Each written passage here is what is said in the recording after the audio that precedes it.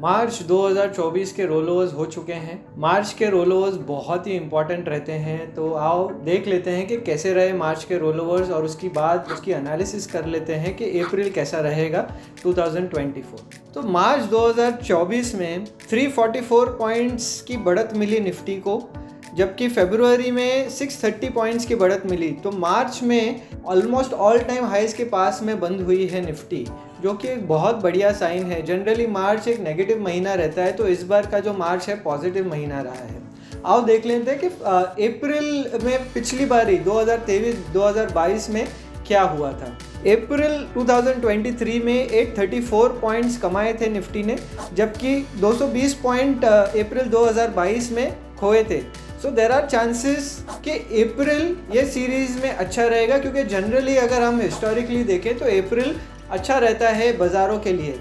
आओ अब role overs देख लेते हैं कि overall roll overs percentage terms में निफ्टी के, बैंक निफ्टी के और मार्केट वाइड कैसे रहे। निफ्टी के जो रोल ओवर्स हैं 69.77%, जो कि 3 मंथ और 6 मंथ एवरेज से कम है। बैंक निफ्टी के जो रोल ओवर्स हुए हैं वो 87.21% हुए हैं, जो कि उसके 3 मंथ्स और 6 मंथ एवरेज से ज़्यादा है। मगर एक चीज़ है बैंक निफ्टी में कि बैंक निफ्टी का जो एक्सपायरी है वो अब चेंज होके Wednesday of the last week हो चुका है, और ये जो डेटा है वो वेडनेसडे का डेटा है, ना कि थर्सडे का। बाकी सारा डेटा थर्सडे का है। मार्केट वाइड रोल ओवर्स जो है वो 91.8% हो चुके हैं, जो कि एट पार है उसके 3 मंथ्स एंड 6 मंथ एवरेज के साथ में। आओ देख लेते हैं कि कौन से सेक्टर्स में ज़्यादा रोल ओवर्स हुए हैं, अच्छे रोल ओवर्स हुए हैं, और किस में थोड़े कम हुए हैं, और उसके बाद स्टॉक एनालिसिस भी कर लेते हैं।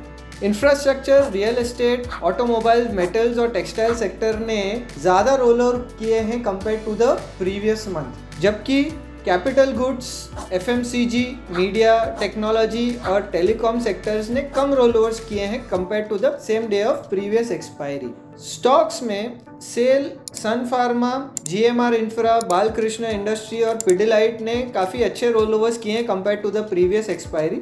Glenmark, metropolis, Tata chemicals, ITC और एचसीएल टेक ने कम रोल ओवर्स किए हैं compare to the previous expiry. अभी आ जाते हैं एनालिसिस पे कि अब अप्रैल कैसा रहेगा। ये बहुत एक इम्पॉर्टेंट चीज़ है। तो अप्रैल महीने में एक चीज़ जो बहुत बढ़िया हुई है वो है ओपन इंटरेस्ट बहुत कम हो चुका है निफ्टी में। जो एवरेज 1.2, 1.3 रहा है लास्ट 3-4 महीनों में, 1.2 करोड़ शेयर्स और 1.3 करोड़ शेयर्स, इस बार घट के 1.04 करोड़ शेयर्स हो चुका है। तो ओपन इंटरेस्ट कम है निफ्टी में। वो यही बता रहा है कि अब यहाँ से ज़्यादा सेलिंग नहीं आ सकती, सेलिंग के आसार कम हो जाते हैं, जो कि बढ़िया साइन है। तो अप्रैल शायद at least for the first half काफ़ी अच्छा रह सकता है निफ्टी में। उसके साथ अब विक्स जोड़ लीजिए। विक्स भी 15 जो था वो घट के 12.5 ऑलमोस्ट 12.8 के पास आ चुका है, जो कि बहुत बढ़िया साइन है। तो विक्स भी घट चुका है, तो जो गिरने के आसार थे वो कम हो जाते हैं। तो एटलीस्ट निफ्टी और बैंक निफ्टी टर्म्स में यहाँ से अच्छी तेज़ी एक्सपेक्ट करी जा सकती है। दूसरा जो चीज़ है, निफ्टी ने ऑल टाइम हाइज तोड़ा है, मगर बैंक निफ्टी ने ऑल टाइम हाइज नहीं तोड़ा है, ऑन द वर्ज है। और बैंक निफ्टी में roll overs overall percentage terms में भले हाई है, मगर ओवरऑल अगर आप बैंक्स में देखें तो बैंक्स में, प्राइवेट बैंक्स हो या पीएसयूज हो, उसमें roll over in terms of number of shares काफ़ी कम है, जो यही बता रहा है कि अब यहाँ से जो बैंक्स हैं उसमें अच्छी बाइंग आ सकती है, क्योंकि पोजीशंस कम है तो सेलिंग ज़्यादा आ नहीं सकती है। तो at this point of time bank Nifty एक ऐसा सेक्टर है जो अच्छा प्रोपेल कर सकता है खुद को और निफ्टी को ऑन दी अपसाइड। तो मुझे जो स्टॉक्स पसंद में आ रहे हैं ये महीने के लिए फॉर अप्रैल, वो बैंक निफ्टी के हैं। उसमें जो स्टॉक्स हैं SBI, ICICI bank, IndusInd bank, federal bank, ये 4 स्टॉक्स बहुत बढ़िया लग रहे हैं in terms of roll overs and in terms of charts. दूसरा जो सेक्टर जो मुझे काफ़ी पसंद है वो है मेटल्स। मेटल्स में ऑलरेडी अच्छा मूव आ चुका है लास्ट मंथ में, मगर जो रोल ओवर्स हुए हैं उसमें यही बता रहा है कि मेटल्स में अच्छा मूव और आ सकता है अप्रैल के महीने में। तो जो स्टॉक्स मुझे अच्छे लगते हैं वो है जिंदाल स्टील, सेल और टाटा स्टील। तो इन स्टॉक्स पे आप ज़रूर ध्यान दें। बाकी जो सेक्टर के स्टॉक्स हैं जो मुझे पसंद हैं वो है बीपीसीएल, ग्रासिम और आईसीआईसीआई प्रूडेंशियल।